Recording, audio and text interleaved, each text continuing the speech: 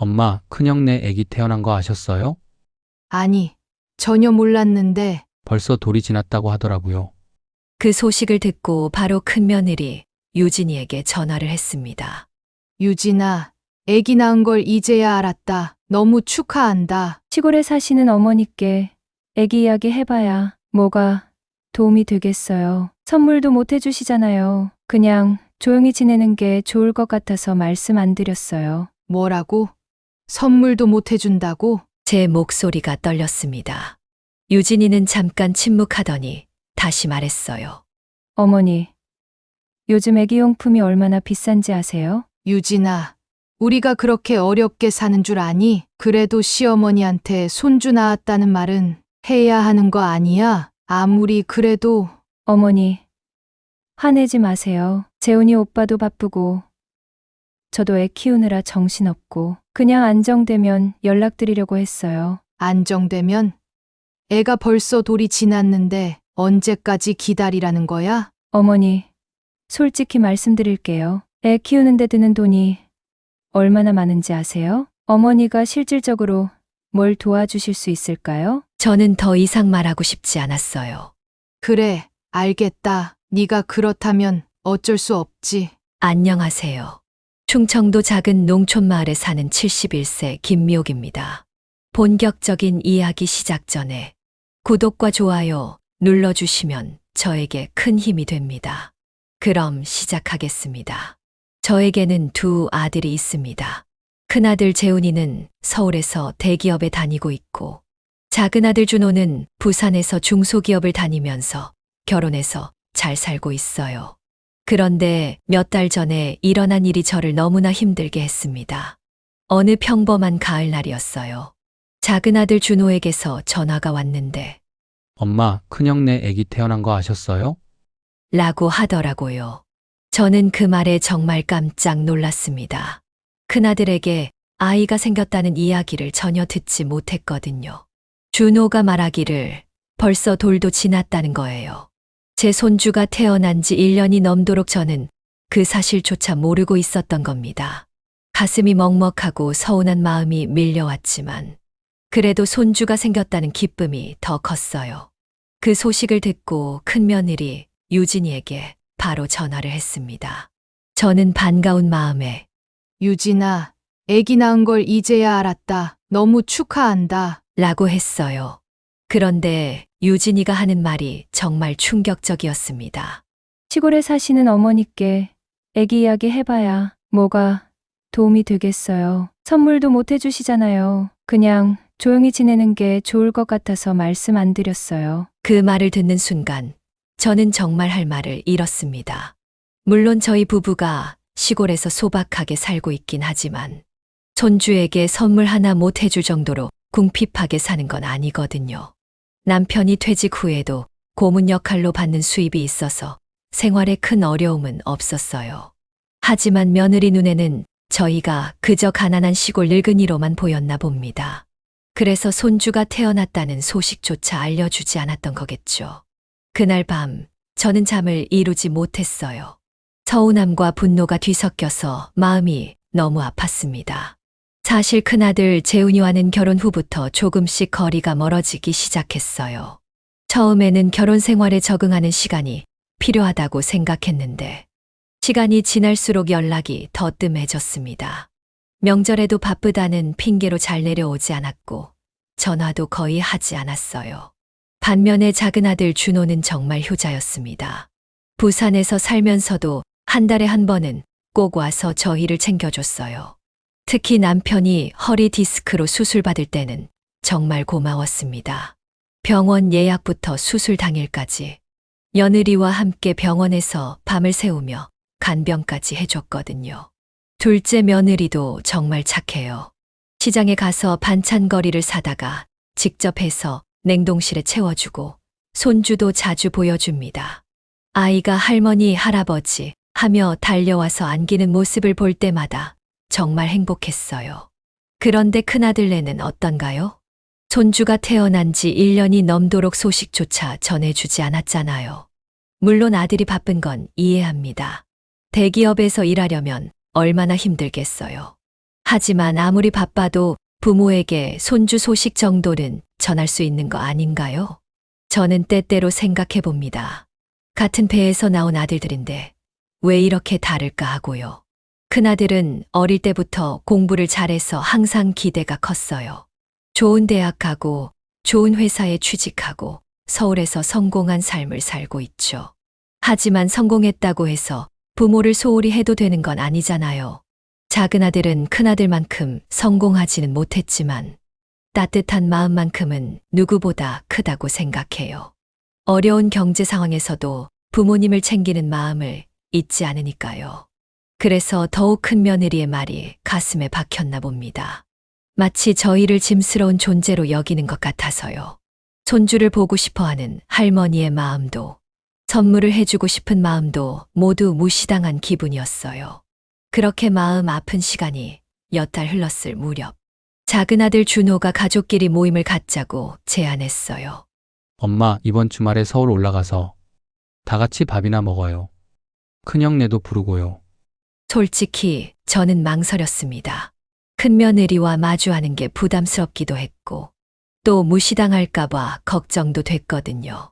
하지만 준호가 워낙 간절히 부탁해서 결국 남편과 함께 서울로 올라가게 되었어요. 약속 장소는 강남에 있는 한정식 집이었습니다. 준호가 미리 예약해둔 곳이었죠. 저희가 먼저 도착해서 기다리고 있는데 큰아들 재훈이와 며느리 유진이가 아기를 안고 들어왔어요. 정말 오랜만에 보는 재훈이는 많이 말랐더라고요. 회사 일이 힘든가 보다 싶었어요. 그리고 드디어 손주를 보게 되었습니다. 정말 예쁘고 귀여운 아이였어요. 재훈이를 쏙 빼닮았더라고요. 유진이는 저를 보고 반갑다는 인사를 건넸지만 어딘가 어색한 분위기가 감돌았어요. 어머니, 오랜만이에요. 잘 지내셨어요? 하며 웃었지만 그 웃음이 진심인지 거칠애인지 구분하기 어려웠습니다. 저는 겉으로는 웃으며 손주를 바라봤어요. 정말 천사 같은 아이였습니다. 하지만 가슴 한편이 너무 씁쓸했어요. 이렇게 예쁜 손주의 존재를 2년 가까이 모르고 지냈다니요. 다른 할머니들은 손주가 태어나기 전부터 준비하고 출산할 때 병원에도 가고 100일이며 돌이며 다 챙기는데 저는 그 모든 걸 놓쳤잖아요. 식사 자리에서도 분위기가 어색했어요. 재훈이는 말수가 적었고 유진이는 아이 돌보는 데만 신경 쓰는 것 같았어요. 준호와 둘째 며느리가 분위기를 띄우려고 애쓰는 게 보였지만 쉽지 않았습니다. 그런데 그때 둘째 며느리가 무심코 한 말이 모든 걸 바꿔놓았어요. 아이가 가지고 놀고 있는 장난감을 보며 이 장난감이랑 유아용품들 다 어머니가 보내주신 거예요. 라고 말한 거예요. 둘째 며느리의 그 말에 유진이의 표정이 순간 굳어지는 게 보였어요. 저는 그동안 준호네 손주에게 장난감도 사주고 기저귀나 분유 같은 유아용품도 꾸준히 보냈거든요. 손주 사랑하는 할머니 마음에 당연한 일이었죠. 유진이가 억지로 웃으며 아이고, 저희는 그런 거 아무것도 못 받았네요. 라고 했는데 목소리에 분명 당황한 기색이 역력했어요. 그제야 저는 깨달았습니다. 그동안 저희를 가난하다고 무시했던 게 단순한 오해가 아니라 고의적인 차별이었다는 거요. 재훈이도 어머니 얼굴을 쳐다보며 뭔가 깨달은 듯한 표정을 지었어요. 아마 그때서야 자신의 아내가 어떤 생각을 갖고 있었는지 알았을 거예요. 저는 마음속으로 씁쓸했지만 겉으로는 태연하게 우리도 손주 용품 사줄 수 있는데 그동안 기회가 없었네 라고 말했어요. 남편도 아이고 우리가 뭐가 부족해서 손주 용품을 못 사주겠나 라고 거들었죠. 그 순간 유진이의 얼굴이 빨갛게 달아올랐어요. 자신이 그동안 얼마나 잘못 생각하고 있었는지 깨달은 모양이었어요. 저희가 단순히 시골에서 소박하게 살고 있을 뿐이지 경제적으로 어려운 상황이 아니라는 걸 알게 된 거죠. 남편이 퇴직 후에도 고문직으로 받는 수입이 꽤 되고 시골이라 생활비도 많이 들지 않아서 오히려 여유가 있는 편이었어요. 농사도 조금씩 지어서 쌀이나 야채는 직접 해결하고 있고요. 그런데 유진이는 시골은 가난하다고 단정 지어 버린 거였어요. 식사가 끝날 때까지 분위기는 어색했어요. 유진이는 말수가 더욱 적어졌고 재훈이는 계속 미안한 표정을 지었어요. 헤어질 때 재훈이가 엄마, 죄송해요. 제가 잘못했어요. 라고 작게 말했는데 그 말에 제 마음이 더 아팠어요. 집에 돌아오는 길에 남편이 말했어요. 당신 마음 아프겠지만 너무 신경 쓰지 마. 시간이 지나면 다 해결될 거야. 하지만 저는 쉽게 마음이 풀리지 않았어요. 그동안 쌓인 서운함이 하루아침에 사라질 수는 없잖아요. 그 만남이 있고 며칠 후 뜻밖에도 재훈이가 혼자 집으로 찾아왔어요. 정말 오랜만에 보는 아들의 모습이었어요. 재훈이는 현관에 들어서자마자 고개를 숙이며 엄마, 아빠, 정말 죄송해요. 유진이가 그동안 너무 예의 없게 굴었어요. 저도 아내 편만 들면서 부모님을 소홀히 했고요. 정말 죄송합니다. 재훈이의 목소리에는 진심 어린 후회가 담겨 있었어요. 알고 보니 그날 집에 돌아간 후 재훈이와 유진이가 크게 싸웠다고 하더라고요. 재훈이가 유진이에게 당신이 우리 부모님을 너무 무시한 것 같다. 가난하다고 해서 손주 소식도 안 알려주는 게 말이 되나? 라고 했다는 거예요. 며칠 후에는 유진이에게서도 전화가 왔어요. 어머니, 그동안 정말 죄송했어요. 제가 너무 성급하게 판단했네요. 목소리에 기운이 없어 보였어요. 아마 재훈이한테 많이 혼났나 봅니다. 그런데 이 모든 일을 겪으면서 저는 중요한 결정을 하게 되었어요. 남편과 상의 끝에 우리 재산에 대한 상속 문제를 정리하기로 한 거예요. 비록 큰 재산은 아니지만 시골집과 텃밭, 그리고 남편의 퇴직금으로 모아놓은 예금이 있거든요. 여보, 이번 일로 확실히 알았어. 누가 진짜 우리를 챙겨주는지 말이야. 남편도 저와 같은 마음이었어요. 저희는 법무사를 찾아가서 상속 관련 서류를 정리했어요. 큰아들에게는 법정 상속분만 남기고 나머지는 모두 작은아들 준호에게 물려주기로 한 거예요. 준호가 그동안 얼마나 성심껏 저희를 돌봐줬는지 이번 일로 더욱 확실해졌거든요. 엄마, 그런 걸 왜 벌써 생각하세요? 아직 건강하시잖아요. 준호는 처음에 부담스러워했지만 저희 뜻이 확고하다는 걸 알고는 받아들였어요. 그 후로 유진이는 종종 안부 전화를 하기 시작했어요. 손주 근황도 알려주고 사진도 가끔 보내주더라고요. 하지만 여전히 어딘가 어색한 느낌은 지울 수 없었어요. 진심으로 마음을 연 건지 아니면 재산 때문에 어쩔 수 없이 하는 건지 확신이 서지 않았거든요. 재훈이도 조금씩 달라지는 모습을 보였지만 이미 저희 마음은 정해진 후였어요. 가족이란 평소에 어떻게 대하느냐가 중요한 거니까요. 이런 일들이 있은 후 저는 작은 아들 준호에게 더욱 고마움을 느끼게 되었어요. 그동안 당연하게 여겼던 준호의 효심이 얼마나 소중한 건지 새삼 깨달았거든요. 준호는 여전히 한 달에 한 번씩 와서 저희를 챙겨줍니다. 특히 요즘에는 스마트폰으로 영상통화하는 법도 가르쳐줘서 손주와 자주 얼굴을 보며 이야기할 수 있게 되었어요. 할머니, 안녕하세요. 하며 손 흔드는 손주의 모습을 보면 하루 종일 기분이 좋아져요. 둘째 며느리도 아이에게 할머니한테 뽀뽀해 하면서 영상통화를 재미있게 만들어주거든요. 어버이날에는 손주가 직접 그린 그림과 함께 꽃바구니가 도착했어요.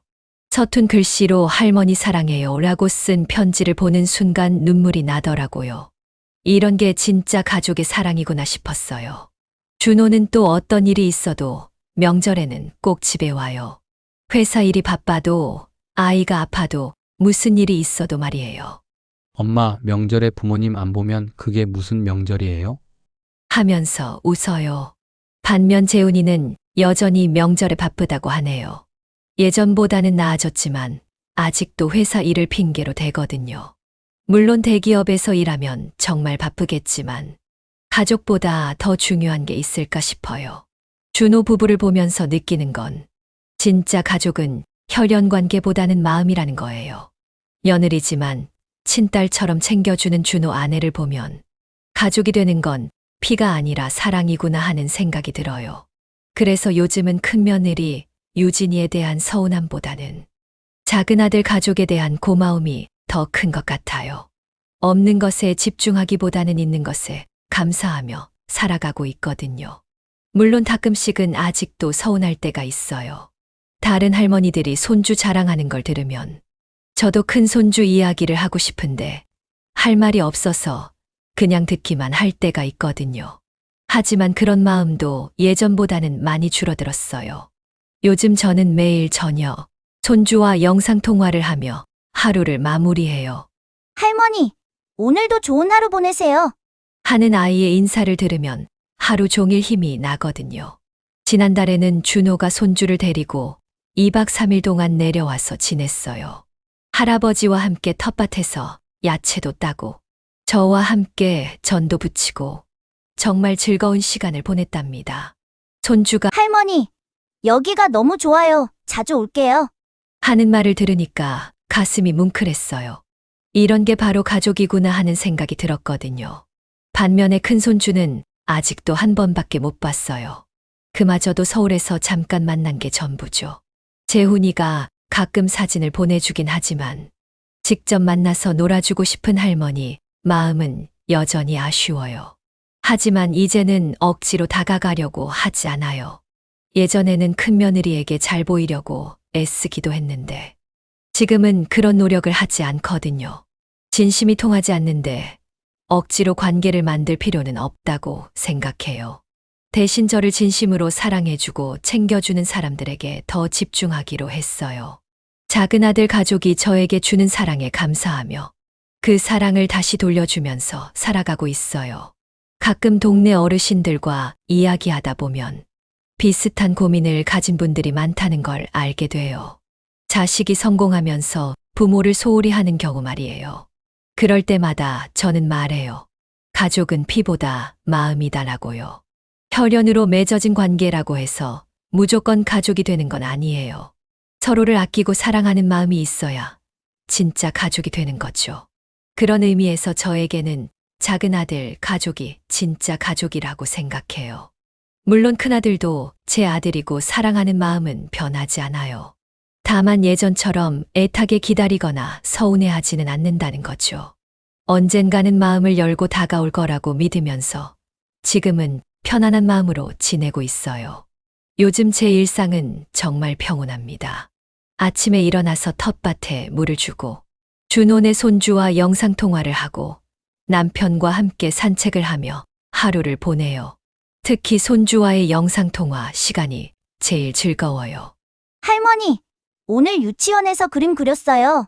하면서 자기가 그린 그림을 보여주는 모습이 너무 사랑스러워요. 그럴 때마다 우리 손주가 정말 잘 그렸네 라고 칭찬해주면 까르르 웃어요. 지난주에는 손주가 할머니, 저 할머니 보고 싶어요. 언제 또 볼 수 있어요? 라고 하더라고요. 그 말을 듣는 순간 가슴이 뭉클했어요. 이런 게 바로 할머니가 느낄 수 있는 최고의 행복이구나 싶었거든요. 준호도 여전히 효자예요. 지난달에는 남편이 감기에 걸렸다고 하니까 바로 약이랑 죽을 사서 달려왔어요. 아버지 괜찮으세요? 병원 가실까요? 하면서 걱정하는 모습을 보니까 정말 고마웠어요. 둘째 며느리도 마찬가지예요. 시장에서 좋은 과일을 보면 항상 저희 몫을 챙겨서 보내줘요. 어머니, 아버지께서 좋아하실 것 같아서 샀어요. 라고 하면서요. 이런 작은 정성들이 모여서 큰 사랑이 되는 거겠죠. 반면에 큰아들네와는 여전히 조금 거리가 있어요. 하지만 예전처럼 서운해하지는 않아요. 대신 언젠가는 마음을 열겠지 라는 마음으로 기다리고 있어요. 가끔 동네 할머니들과 이야기를 나누다 보면 자식 때문에 힘들어 하시는 분들이 많아요. 그럴 때마다 제가 하는 말이 있어요. 자식이 부모에게 잘하는 건 당연한 게 아니라 고마운 일이에요. 너무 당연하게 생각하지 말고 해주면 감사하고 안 해줘도 억지로 바라지 말아요. 저 역시 그런 마음으로 살아가고 있어요. 작은 아들이 해주는 효도에는 감사하고 큰아들이 안 해줘도 억지로 바라지 않으려고 해요. 그렇게 마음을 비우고 나니까 오히려 더 편해졌어요. 이제 제 이야기를 마무리할 시간이 되었네요. 여러분께 들려드린 제 경험담이 비슷한 상황에 계신 분들에게 조금이라도 도움이 되었으면 좋겠어요.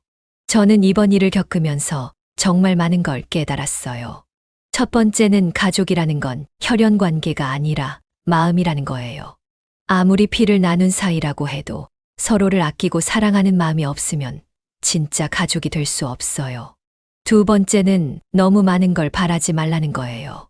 자식들이 부모에게 잘해주는 건 당연한 게 아니라 감사한 일이라는 걸 받아들이면 마음이 훨씬 편해져요.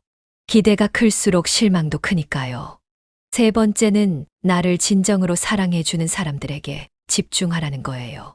없는 것에 아쉬워하기보다는 있는 것에 감사하며 살아가는 게 훨씬 행복해요. 마지막으로는 시간이 해결해 주는 것들이 있다는 거예요. 당장은 서운하고 화가 나더라도 시간이 지나면서 상황이 바뀌기도 하고 사람들의 마음도 변하기도 해요. 너무 성급하게 판단하지 말고 기다리는 것도 필요한 것 같아요. 여러분도 가족 때문에 힘든 일이 있으시더라도 너무 마음 아파하지 마세요. 진정한 가족은 피가 아니라 사랑으로 만들어지는 거니까요. 그리고 나를 진심으로 사랑해주는 사람들이 있다면 그것만으로도 충분히 행복한 거예요. 저의 이야기는 여기까지입니다. 사연이 마음에 와닿았다면 구독과 좋아요 꼭 눌러주세요. 그리고 댓글로 여러분의 생각도 나눠주세요. 여러분의 앞날에 항상 행복과 건강이 함께하길 바랍니다. 사연 세상이었습니다. 감사합니다.